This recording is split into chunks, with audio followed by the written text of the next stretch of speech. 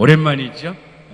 지난번에는 제가 이제 이스라엘 다녀온 이야기를 해서 언제 하고 하는지도 잘 모르겠죠. 저희가 그동안 뭘 했는지도 모르고 하나님의 은혜입니다. 그러니 저희들이 목사들이 여전히 2000년 교회를 이끌어갈 수 있습니다.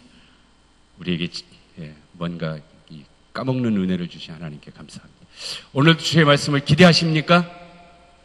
감사합니다. 아침에 교회 오는 길에 제가 저희 아내에게 물었습니다. 오늘도 내 성경 공부 이 시간을 기대하십니까? 그랬더니 기대합니다. 짧게 끝나기를. 제 아내가 했던 말입니다.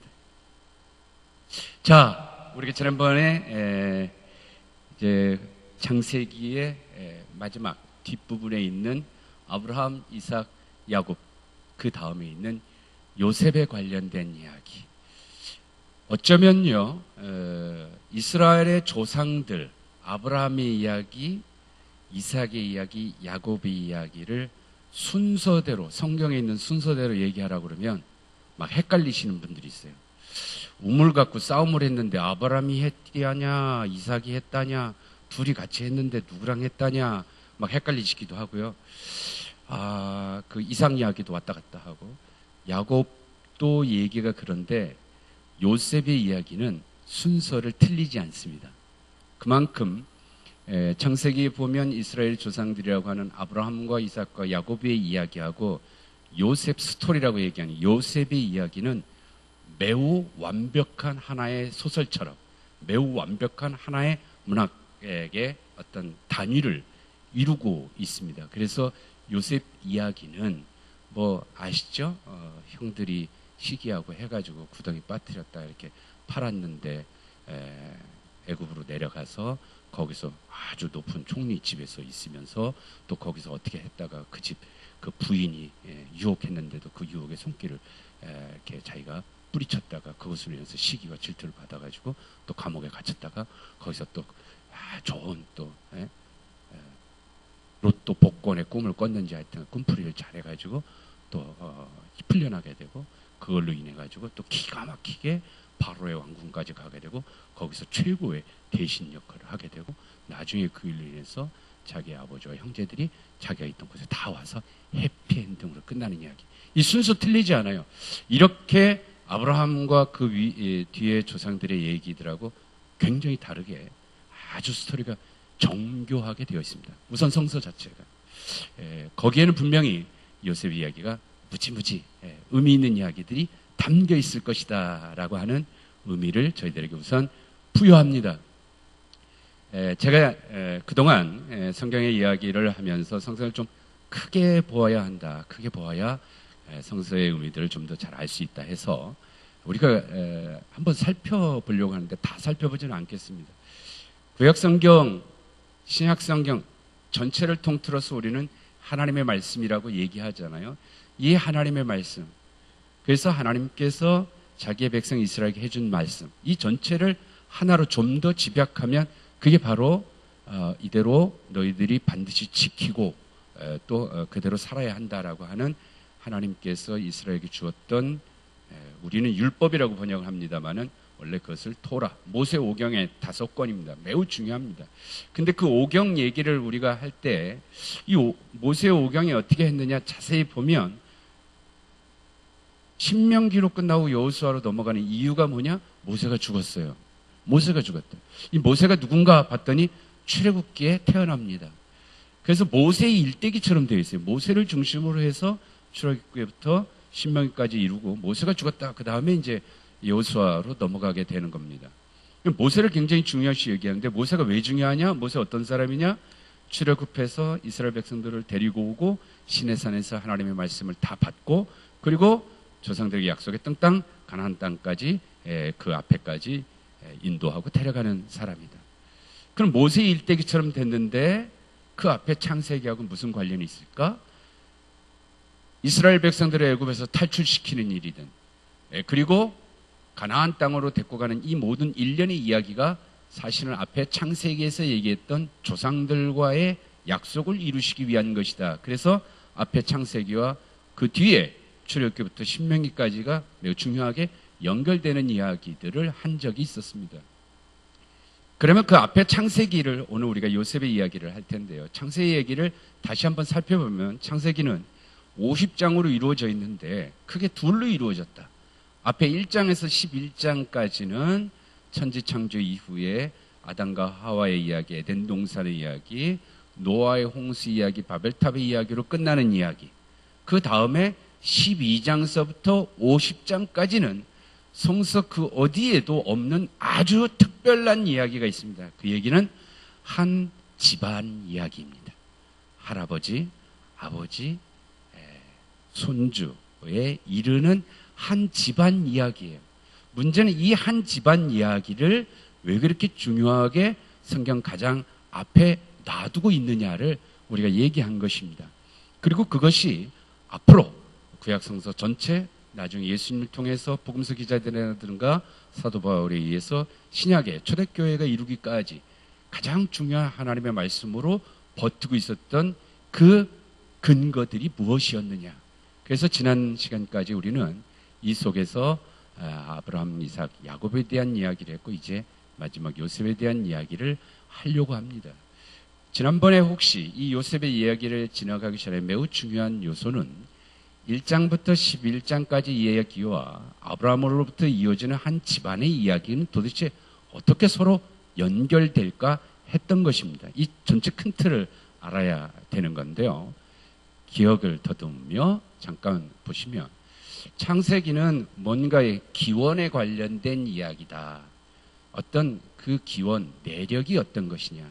창세기를 우리가 제네시스라고 얘기를 합니다마는 헬라어의 게네시오스에서 나온 것이고 이 말의 기원, 어떤 것으로부터 기인하다. 이 말이 원래 구약성서에 있는 히브리어로 톨레도트라는 말입니다. 그런데 가만 보면 우리말 성경 번역은 아라고도 번역하고 같은 의미지만 어라고도 번역했습니다마는 원래 원어상으로 히브리어는 처음부터 끝까지가 하늘과 땅의 톨레도트, 아담의 톨레도트, 노아의 톨레도트 이런 식으로 해서 모든 것들의 톨레도트 이렇게 계속 가게 됩니다.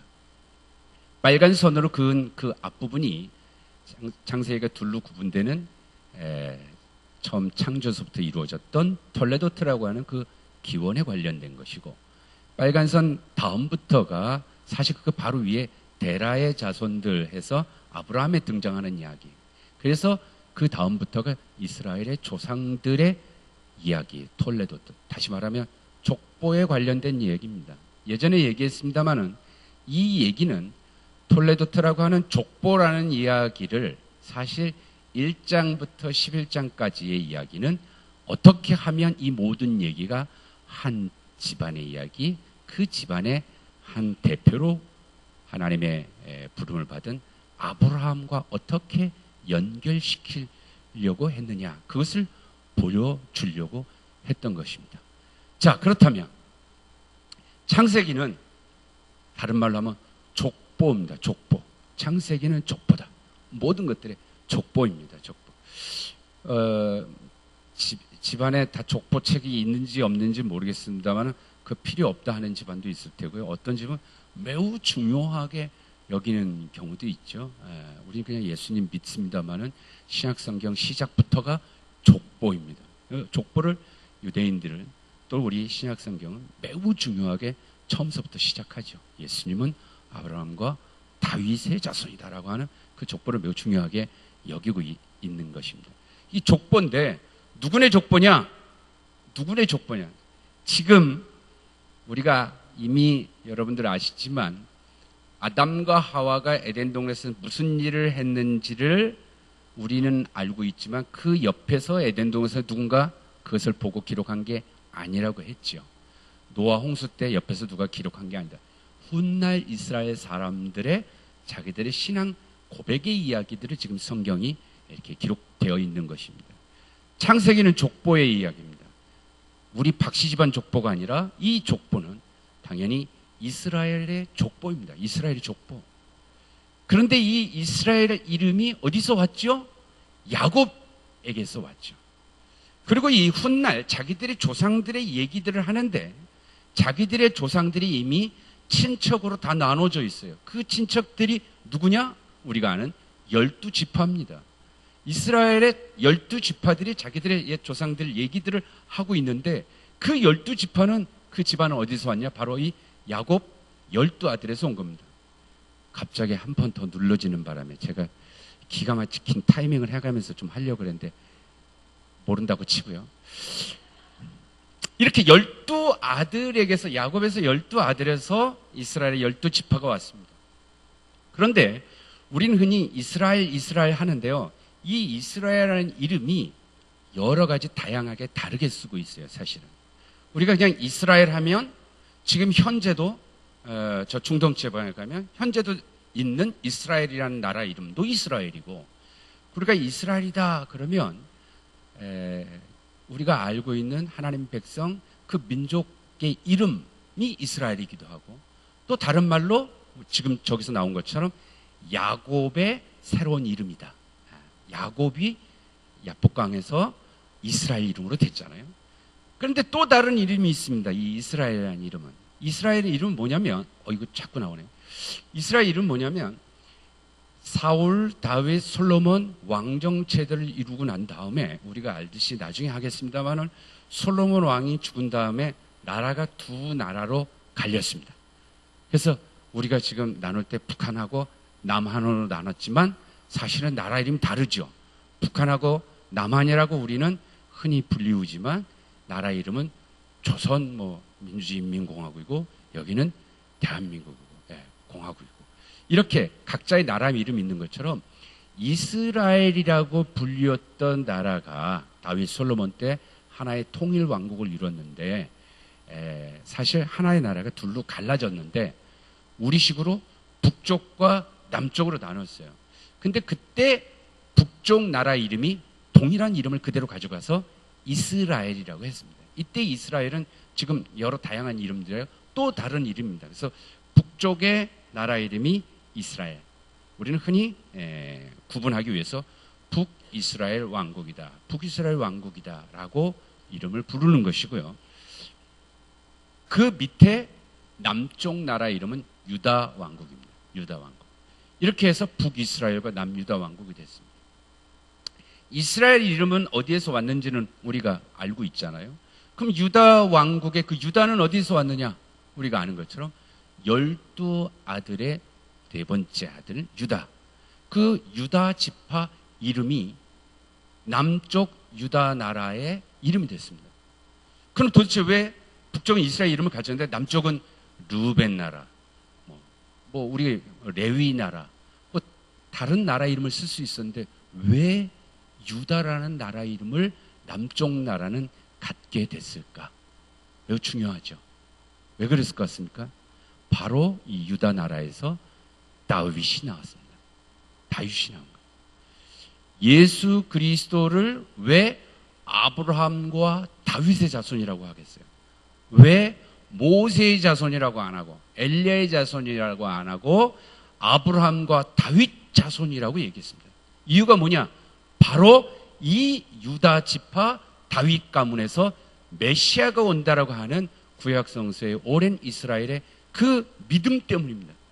다시 말하면 나중에도 또 이제 이스라엘 역사를 좀 더 나라에 가면 정말 재밌습니다만은, 이 다윗을 통한 한 나라였던 때에서 유다 나라, 다윗이 속했던 남쪽 유다 지파, 그 입장에서 사실 우리가 보는 성서의 대부분의 것들이 이렇게 집필되었다, 이렇게 모아졌다라고 볼 수 있는 겁니다.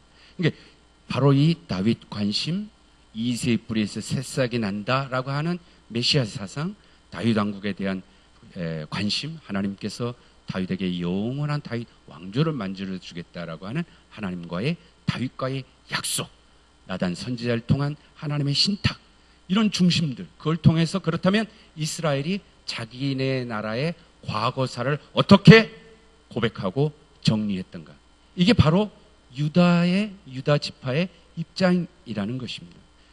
그런데 이 유다 지파는, 유다라고 하는 나라는, 나라 이름이 유다 지파 나라가 아닙니다. 유다 땅은 남쪽에 많은 땅들을 갖고 있었는데 남유다 왕국, 북이스라엘로 나누어질 때에 나중에 나오겠습니다마는 솔로몬 왕이 죽은 다음에 그의 아들 때에 12지파가 둘로 나누게 됩니다. 그리고 북쪽으로는 10지파가 갔어요. 그리고 남쪽에는 오직 2지파만 남았어요. 그 2지파가 차지한 나라를 나중에 남쪽 유다 나라라고 불리는 겁니다. 그 남쪽의 2지파가 누구냐? 요셉 지파와 베냐민 지파입니다. 요셉과 베냐민 지파인데, 그런데 나중에 이 베냐민 지파, 지금 다윗이 중심인데 다윗하고 가장 갈등을 겪었던 사람이 누구죠? 사울입니다. 사울이 바로 베냐민 지파입니다. 그리고 결국은 베냐민 지파하고 결국 북쪽이 다 가서 북이스라엘과 남유다하고 갈등을 겪게 됩니다. 지금 제가 무슨 얘기를 하려고 하면, 결국 메시아를 기다리던 이스라엘 사람들, 다윗 가문에서 오고 다윗의 가문은 유다 지파이고 남유다 왕국을 이뤘던 예루살렘 성전이 있던 중심인데 거기가 요셉 지파라는 것입니다. 오늘 우리가 얘기하려고 하는 요셉의 이야기의 핵심이 이 부분에 섞여 있습니다. 구약 성설은 우리가 아는 것처럼 하나님의 말씀입니다. 하나님의 말씀. 그런데 이 하나님의 말씀은 바로 이스라엘 사람들이 자기들의 과거의 역사 가운데 어떻게 하나님께서 자기 이스라엘 백성들을 구원하셨고 인도하셨는지를 고백해 놓은 책입니다. 그래서 자기들의 과거인 이스라엘의 조상들인 아브라함의 하나님, 이삭의 하나님, 야곱의 하나님의 신앙 이야기, 그들과 맺었던 약속이, 그 자손들의 약속, 땅의 약속이 지금 자기들이 발딛고 사는 그 가나안 땅이라고 하는 고백들을 갖고 있는 것입니다. 그런데 여기서 이제 문제가, 오늘 얘기하려고 하는 요셉의 하나님, 아브라함의 하나님, 이삭의 하나님, 야곱의 하나님은 이스라엘 백성들의 자손 대대로 이어갔던 그들의 전통, 전승 속에 있는 신앙 고백의 이야기인데, 왜 조상들의 이야기를 담고 있는, 한 집안의 이야기를 담고 있는 것 중에 야곱까지만 얘기하고 요셉의 하나님의 얘기는 하지 않느냐 하는 것입니다. 요셉이 누구이죠? 요셉은 당연히 야곱의 12아들 중에서 마지막 막내 베냐민이 있고 바로 그 베냐민의 위의 형이 됩니다. 거의 막내 역할인 거죠. 막내가 태어날 때 야곱이 가장 사랑했던 아내 라헬의 아들입니다.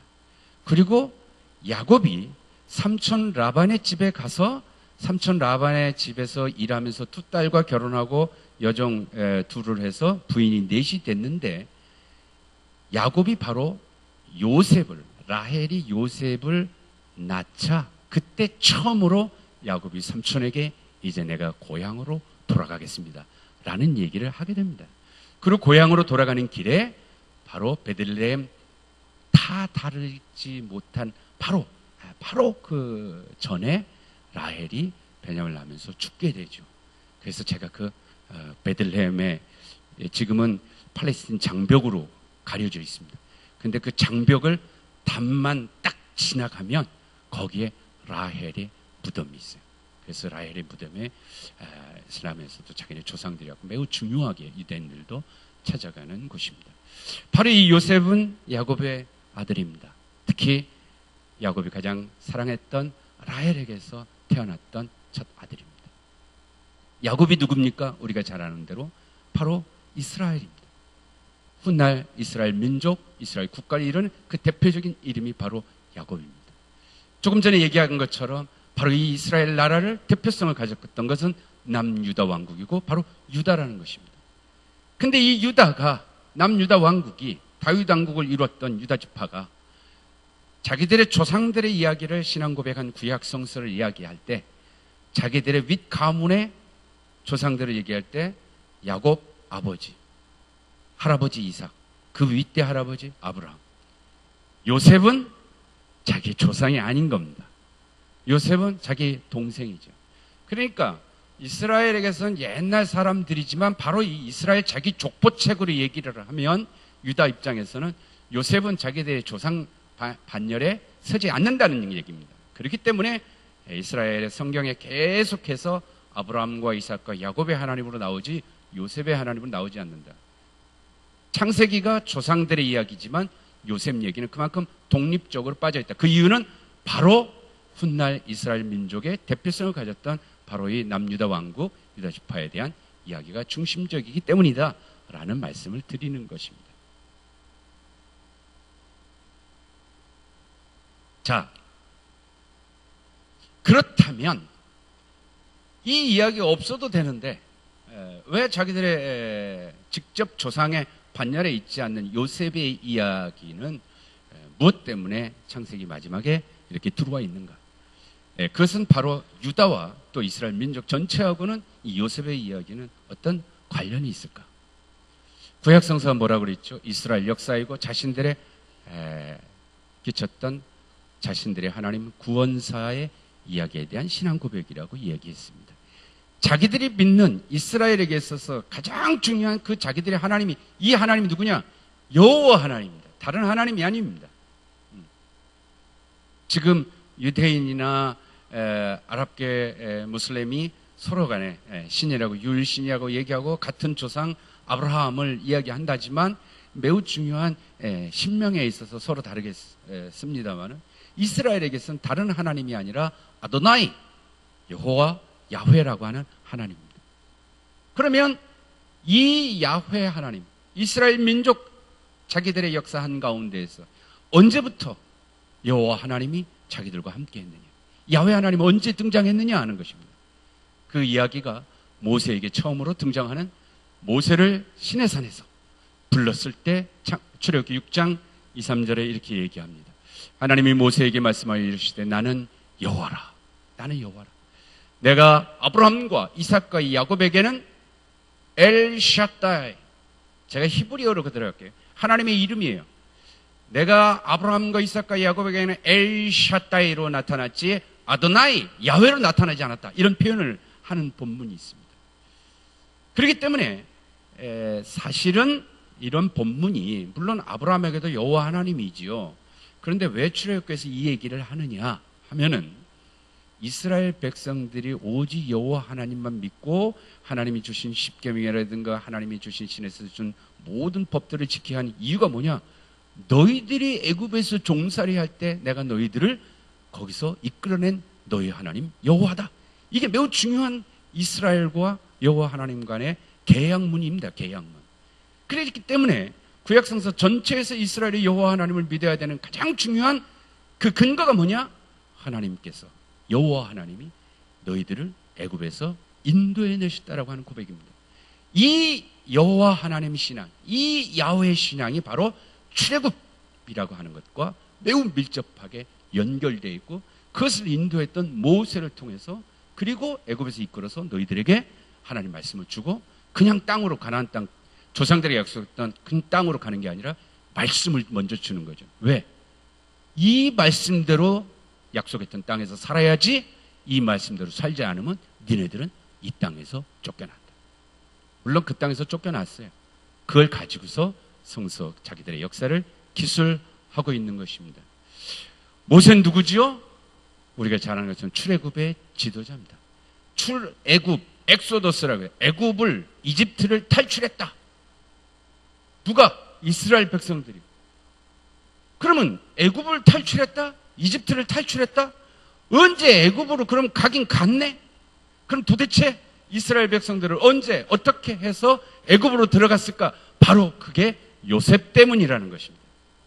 이 스토리에 매우 중요한 이스라엘 고백이 있기 때문에 자기들의 조상들의 반열에 야곱의 이야기로 끝나지 않고 자기들의 신앙 고백의 역사적 사건에 매우 중요한 핵심적 신앙 고백이 됐던 애굽에서의 탈출 이야기를 위한 요셉의 이야기가 바로 야곱 다음에 애굽으로 어떻게 요셉이 간 이야기가 매우 중요하게 정교하게 들어가 있는 내용이라는 것입니다. 박수. 다 아시는 내용이지만 이렇게 얘기해 주는 데 없어요. 사실 이렇게 없습니다. 더 감춘 보화를 찾아봅니다. 이제 요셉의 얘기가 왜 거기에 있는지를 여러분들은 아시는 겁니다. 중요한 얘기입니다. 그런데 매우 우리는 특별한 게 있는 거죠. 저랑 같이 성경을 보니까 이제 찾아봐야 할 거예요. 요셉, 그는 누구인가? 이제 요셉 얘기 나오는 거 보니까 나오는 거에 대해서 요셉 얘기를 따라가면 요셉이 이런 사람이구나 하고 볼 수 있을 겁니다. 요셉의 내용을 살펴볼 겁니다. 아이고. 그런데 이스라엘 민족을 얘기하는 겁니다. 후대. 왜 자기들의 조상의 반열에 이 요셉의 이야기를 집어넣고 그것을 통해서 무엇을 얘기하려고 하는가를 집중해서 보아야 그래서 성경의 창세기 마지막을 우리가 의미 있게 볼 수 있고 그 다음 출애굽기로 넘어가는 이야기들을 연결해서 볼 수 있다는 것입니다. 자, 그러면 조상들 얘기를 한번 보겠습니다. 우리가 했던 12장부터 50장까지 아브라함, 이삭, 야곱, 요셉에 대한 이야기가 있다. 아브라함의 이야기 12장에서 25장까지 있는데 아브라함 얘기, 그 위대한 아브라함이라도 아브라함 얘기 딱 끝난 다음에 아브라함은 딱 죽고 그 다음 없어요. 그 다음 이삭 얘기 나오죠. 아브라함 이야기하고 비슷한 거 있습니다. 자기 아내를 누이라고 속이는 얘기도 있고 우물 갖고 싸마는 얘기도 있고 그리고 없어요. 그 다음에 야곱 얘기가 계속 나옵니다. 이삭 얘기 한 번도 없어요. 그리고 야곱 얘기가 끝나는 장, 사실 야곱 얘기는 끝나지 않습니다. 야곱의 이야기는 창세기 마지막까지 50장까지 갑니다. 왜 이렇게 야곱의 얘기가 길어? 당연하죠. 이스라엘 이야기니까. 자기들의 조상들의 얘기니까 야곱이 가장 중요한 겁니다. 그래서 요셉 얘기가 나오기 직전에 이삭 얘기 한 번도 없다가 이삭 죽었다 하고 이삭 얘기도 없습니다. 이제 야곱이 이삭 아버지에게, 나이 들은 아버지에게 형 에서를 속여갖고 장자권을 얻고 도망가는 얘기서부터 야곱의 줄곧 야곱의 이야기가 쫙 이어가죠. 그러다가 이제 요셉이 37장에 등장하게 됩니다. 그리고 그 위에 있는 아브라함과 이삭과 다르게 요셉 이야기가 나오지만 야곱이 죽고 요셉 이야기를 시작하지 않는다는 거예요. 야곱이 사실 요셉의 애굽으로 내려갔지만 사실은 야곱이 그의 자녀들과 함께 후손들과 애굽으로 내려간 이야기가 마지막 이야기입니다. 그래서 야곱의 이야기는 끝까지 계속 진행됩니다. 그런데 이제 그 사이에 요셉의 스토리가 들어와 있다라고 이야기하는 것입니다. 자, 그러면 요셉의 이야기를 어떻게 시작하는가를 잠시 살펴보겠습니다. 야곱과 에서가 만났죠. 야복강에서 야곱이 이스라엘이 됐습니다. 그리고서 형 에서를 만나요. 하나님을 만나면 죽을 거라고 생각했던 야곱이 하나님의 얼굴을 보고 이스라엘이 되고 형 얼굴을 보면 죽을 거라고 했던 야곱이 형의 얼굴을 통해서 하나님의 얼굴을 본다라고 하는 놀라운 일이 반전이 이루어집니다. 그 이후로 형 에서가 고향 가는 길을 함께 가려고 했던 것을 뿌리치고 야곱은 다시 세겜에 머물게 되고 그곳에서 자기의 딸 디나가 그 마을 주민들에 의해서 폭행 사건이 있고 그로 인해서 야곱의 자식들이 그 집 남자들을 죽이는, 그래서 하나님께서 너 다시 베텔로 올라가라. 창세기 35장 베텔로 올라가라. 제가 성경에서 가장 저에게 가장 귀한 말씀, 다시 베텔로 올라가라. 이 말씀 때문에 제가 올해 초에 신갈교회 교인들하고 만났고 제가 여기 계속 이렇게 발을 딛게 되게 됐던 본문이 바로 다시 베델로 올라가라 했던 것입니다. 그리고서 그 35장에 조금 전에 얘기했던 아내 라헬이 죽습니다. 야곱의 가장 사랑하는 아내 라헬이 죽고 이제 야곱의 아들들이 주르륵 이렇다. 그리고 잠시 얘기했던 이삭의 죽음 얘기가 그 뒤에 나옵니다. 이 35장 얘기 나오고 그 다음에 36장에 야곱의 형이었던 에서의 이야기들, 족보, 그리고 에돔 민족의 족보가 부록처럼 같이 껴 있습니다. 그리고 이제 37장 요셉의 이야기가 시작하는 것입니다. 야곱의 얘기는 아까도 말씀드렸지만 끝나지 않았는데 라헬이 죽고 야곱의 12아들이 있었다. 그 12아들들 중에서 루벤은 어쨌다, 누구는 어쨌다, 다른 얘기들 하나도 없어요. 자식 얘기들. 오직 요셉 얘기만 합니다. 그렇다면 요셉 얘기를 통해서 그 후손들이 자기네 족보라고 했는데 제가 아까 말씀드렸죠. 요셉은 이스라엘, 유다의 자기 족보가 아니라고 얘기했습니다. 근데 야곱의 12아들들이 있는데 그 중에서 요셉, 특별한 요셉 얘기를 지금 시작한다는 겁니다. 그래서 한번 볼게요. 37장 1절의 시작이 야곱의 가나안 땅, 곧 그의 아버지가 거류하던 땅에 거주하였으니 야곱의 족보는 이러하느냐. 이게 톨레도트라는 겁니다. 요셉이 17세의 소년으로서 그의 형들과 함께 양을 칠 때에 그의 아버지의 아내들 빌하와 실바의 아들들과 더불어 함께 있었더니 그가 그들의 잘못을 아버지에게 말하더라. 그리고 요셉이 이렇게 있었다. 그리고 이제 형들이 양치기 하는데 이제 거기 이제 갔다가 형들이 시기하고 질투하고 해서 죽일라다 하다가 구덩이 팔아갖고 요셉을 팔았다. 어디로? 애굽으로 팔았다. 이게 37장입니다. 자, 애굽으로 팔려갔어요. 그러면 어떻게 하겠어요? 애굽에서 요셉이 어떻게 됐는지 얘기를 해야 되잖아요. 여러분 성경을 이렇게 읽는 겁니다. 여태까지 이렇게 안 읽어보셨을 거예요. 문제는 38장 시작이 그 후에 요셉이 아니라 유다가 자기 형제들로부터 떠나 내려가서 아둘람 사람 히라와 가까이 하니라 하고 우리가 잘 아는 것처럼 사실 지난번 성경 공부 때 창세기 38장 유다와 다말의 이야기를 했습니다. 이 유다와 다말 이야기가 요셉 얘기를 시작하는데 형제들의 얘기가 단절돼요. 아니면 드라마를 하는데 요셉 얘기 다음 주에 이제 막 기대되는 거지. 애굽으로 팔려간 요셉 어떻게 됐을까 하고 다음 주 목금 드라마 막 눈을 부릅뜨고 와서 딱 봤더니 한편 유다는 이렇게 한편 유다는 이렇게 얘기되는 거예요. 그리고 유다 아들들 중에 야곱의 아들들 중에 다른 아들들도 아니고 유다만 가지고 얘기하는 거예요. 그리고 그 얘기도 시아버지가 며느리를 통해서 자식들을 낳는 이야기를 하고 있다. 이 엄청난 얘기를 집어넣고 있다는 거죠. 나중에 룻기에서도 하겠습니다. 룻과 보아스와 나오미 해가지고 나오는 얘기를 통해서 누가 나오느냐? 유다가 다말에게서 낳았던 그와 베레스와 세라처럼 우리 아이가 그렇게 돼서 그 밑으로 해서 다윗이 나오게 되는 겁니다. 그래서 유다와 다말 시형제 결혼법이라고 하는 지난번에 얘기했으니까 제가 오늘은 안 하겠습니다만 매우 중요한 사회 약자 보호 법령을 하나님의 백성 자기네 족보 유다 지파가 지켜갔다. 이것은 예수님을 얘기하는 마태복음 1장에서도 매우 중요하게 일부러 거론하고 있다. 이 얘기를 한 것입니다. 그래서 38장에 그냥 단순한 시아버지 며느리 루벤이라든가 시므이라든가 레위라든가 다른 이사갈 스불론 다른 아들들이 아니라 유다의 얘기입니다. 유다의 얘기. 그리고 39장 시작 어떻게 한 줄 압니까? 요셉이 이끌려 애굽에 내려가며 바로의 신하 치위대장 보디발의 집에 팔려서 그로 갔다. 다시 요셉의 이야기를 시작합니다. 자, 이러면 이 성경이 자기들의 조상들의 얘기를 유다의 중심으로 관심으로 쓰고 있다는 걸 눈치채셨어요? 그렇죠? 아멘? 갑자기 저한테 이렇게 뭔가 이렇게 홀린 것 같습니까? 제가 홀린 게 아니라 성경이 그렇다는 겁니다.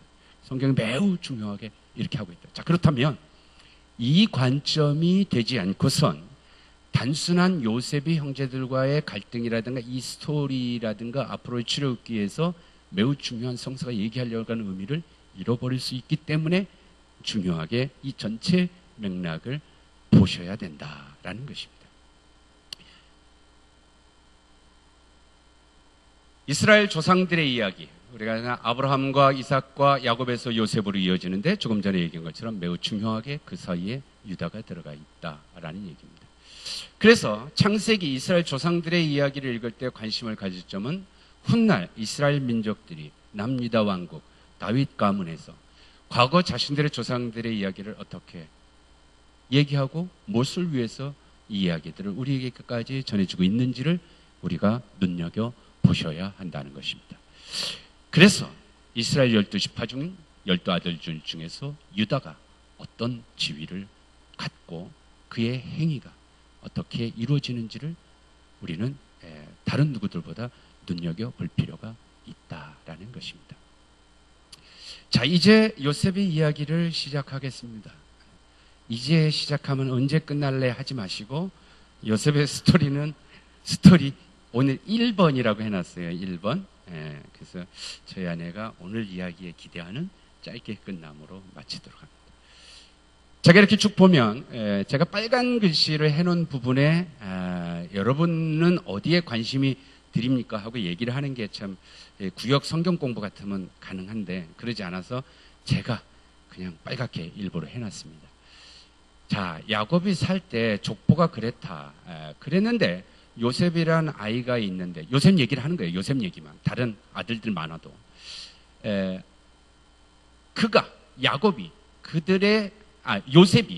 요셉이 자기 형제들의 잘못을 아버지에게 고자질하더라. 요 말로 시작해요. 이 느낌이 어떻습니까? 자, 아들들 얘기를 하는데 요셉 얘기만 하는데 요셉은 어떤 인물이냐? 형들의 잘못을 아버지에게 얘기하는 자. 이게 시작이에요. 어때요? 착해요? 아니면 고자질적이 나빠요? 이제 이 얘기는 지금 여러분들은 조금 전에 저랑 약속했던 거를 약속 안 했는지 모르지만 잃어버린 겁니다. 지금 요거를 우리 눈으로 보려고 하잖아요. 이 얘기가 아니라고요. 이 성서의 요셉 스토리를 들어간 것은 훗날 이스라엘과 유다 지파가 어떻게 요셉의 이야기를 그리고 있느냐에 관심을 가지라고 했던 것입니다. 다른 아들들, 형제들 누구보다 그 잘못을 바르게 보고 있는 애가 요셉이다. 그 요셉 얘기를 하려고 하는 거예요. 그러면 요셉 이야기를 하고 형제들의 갈등을 할 때마다 제가 전국의 목사님들의 설교를 모니터링해서 다 듣지는 않았지만 대부분의 이야기들이 많은 책들에도 써있는 내용이 이겁니다. 이스라엘이 야곱이에요. 야곱인데도 이름을 이스라엘이라고 일부러 그렇게 썼습니다. 다른 아들들보다 그를 더 사랑했다. 그래서 채색 옷도 입혔다. 예쁜 옷도 입히고 더 잘 사줬지. 그의 형들이 아버지가 형들보다 그를 요셉을 더 사랑함을 보고 더 미워했다. 이런 말이 있어요. 그래서 형제 간의 갈등은 바로 부모의 편애 때문이다.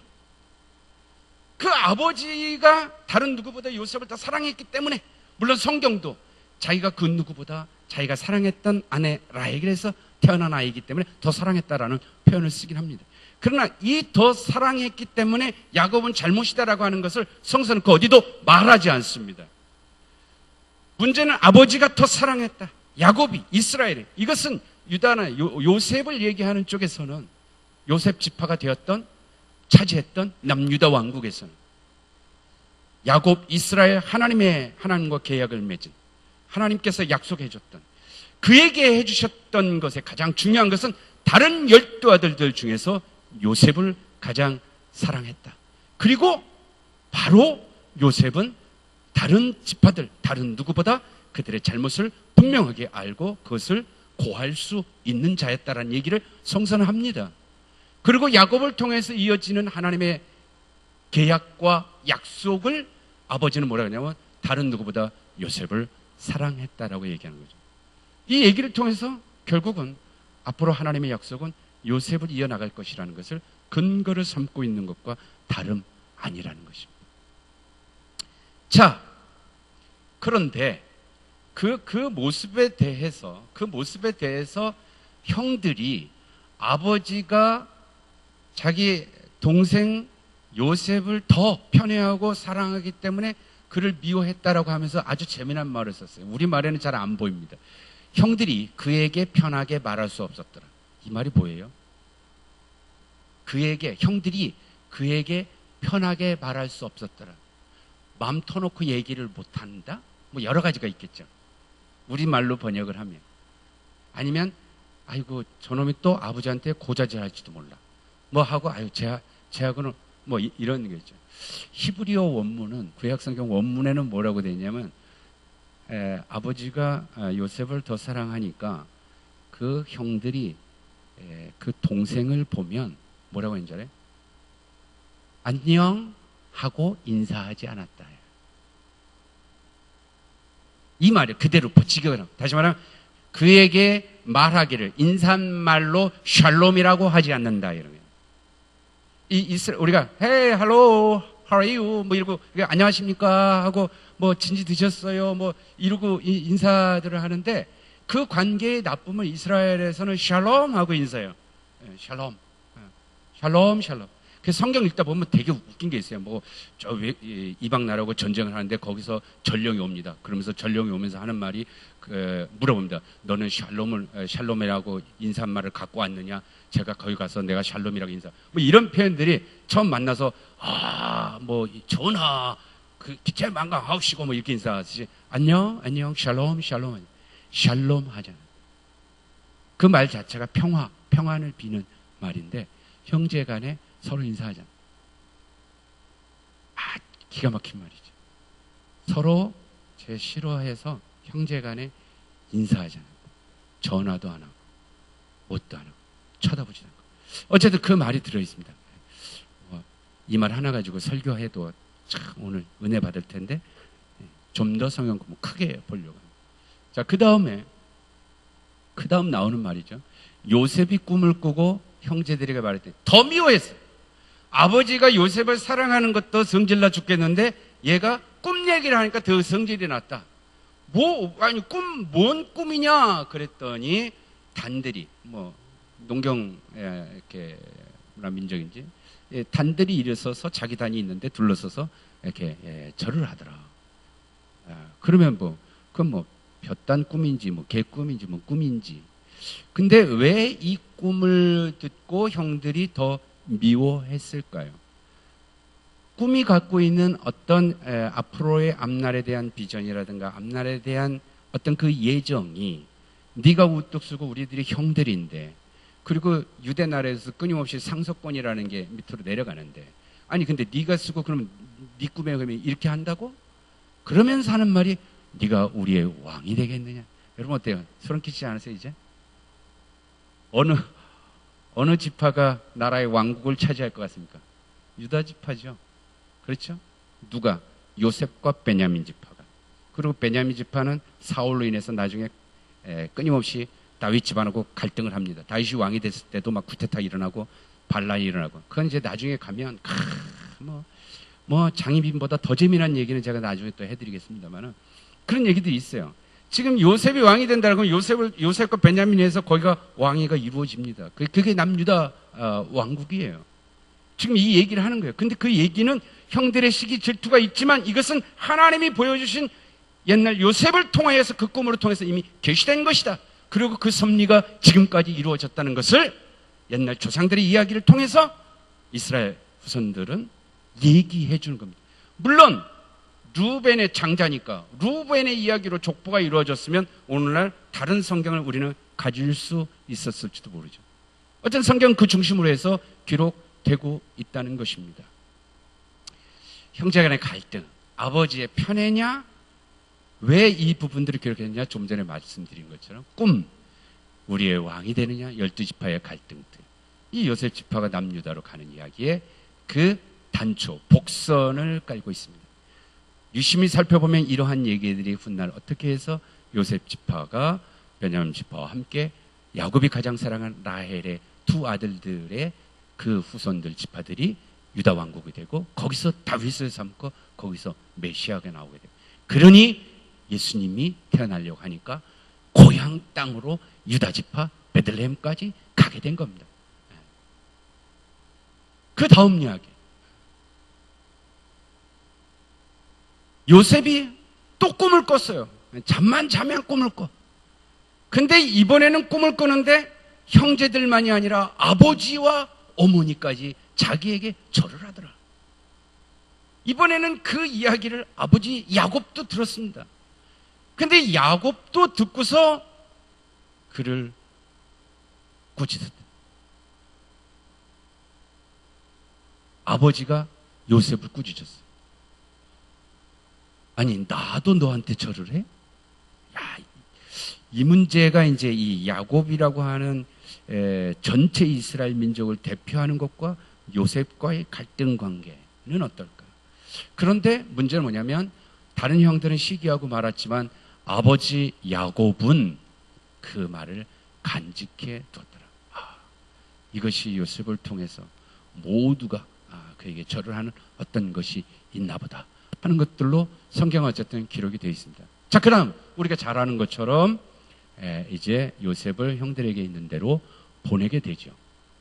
자, 그런데 이 요셉의 두 번째 꿈들을 보면 그걸로 인해서 형제들의 갈등이 이제 심화되고 아버지는 이제 진작에 받아들였는데 우리는 이 순간에 아브라함과 이삭과 야곱을 통해서 조상들의 이야기를 하면서 아주 중요한 하나의 단초를 좀 곱씹어 봐야 합니다. 그게 뭐냐? 왜 꿈꾸지? 다시 또 꿈을 꿨어요. 누가 생각나죠? 야곱입니다. 야곱이 형 에서의 장자권을 팥 쪽으로 숨기고 그걸로 자기가 하고 속이고서 그리고서 자기가 삼촌 라반의 집으로 가는 그 광야에서 꿈속에 광야에서 돌베개 베고 잘 때 하늘로부터 사닥다리가 했던 바로 그 야곱의 환상이라고 야곱의 꿈 베델에서의 약속에 대한 부분들이 있습니다. 이 꿈 얘기는 그냥 어느 날 갑자기 요새 꿈꾼 것 같고 우리는 뭐 꿈꾸면 뭐 조금 꿈이 좀 신기하면 갑자기 복권집에 갈지 그럼 잘 모르겠습니다만 어떤 사람이 그랬대요. 돼지 꿈을 꿨는데 돼지 7마리가 자기네 집 문으로 막 달려드는 거예요. 그래서 깜짝 놀라서 깼대. 그래갖고 그 얘기를 했대요. 누구한테. 그랬더니 그 복권 사야겠는데. 그때 옆에서 복권 사지 말고 말들이 뛰어와 경마장 가자. 경마장. 그랬더니 그날따라 말들이 7마리가 7바퀴 도는 경주였대요. 뭔가 이상하다. 봤더니 7번 말이 있더래. 돈 걸어. 그래갖고 한 굉장히 많아. 700만 원 걸었는지 7천만 원 걸었는지 뭐 이렇게 걸었어. 야, 이거 뭐 있는 것 같다. 모든 게 다 맞잖아. 그랬더니 진짜로 7등으로 들어오더래. 이제 꿈이 이게. 그런데 성서는 지금 얘기는 이거는 아주 의도적으로 꿈 얘기를 계속한다. 그리고 야곱의 그 꿈만이 아니라 이제 뭐 오늘은 이제 여기서 끝냅니다만은 이 꿈 얘기 요셉 형제들이 뭐라고 합니다. 요셉한테 제 꿈꾸는 애가 온다. 이러니 꿈꾸는 애. 요셉의 스토리는 처음부터 끝까지 뭔지 알아요? 꿈이에요.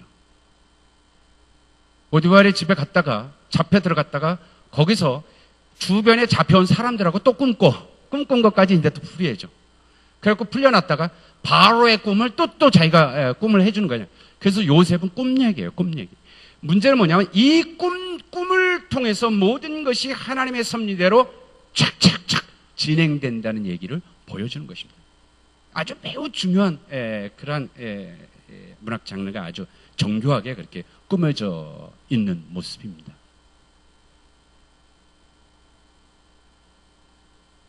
자, 그래서 이제 요셉을 죽이자.